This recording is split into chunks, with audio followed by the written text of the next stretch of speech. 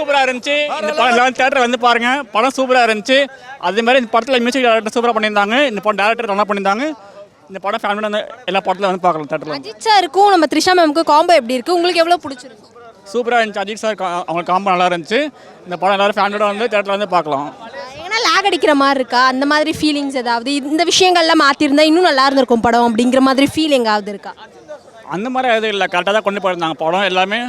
அதாவது ஒரு அஜித் சாருக்கு எந்த மாதிரிலாம் பிடிக்குமோ, அவங்க ஃபேன்ஸ் எந்த மாதிரிலாம் பிடிக்குமோ அது எல்லாமே இந்த படத்தில் சூப்பராக இருந்துச்சு.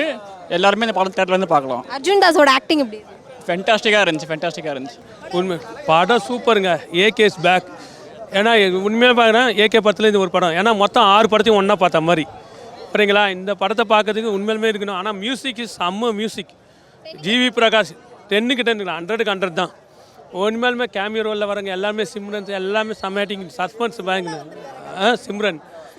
ஆமாம் பார்த்தியா அஜித் பண்ணான்னு சாப்பூர் எல்லாம் அதான் சொல்கிறேன். 6 மூவிஸ் அஜித்தோட 6 மூவிஸாக ஒரே மூவியில் பார்த்த மாதிரி.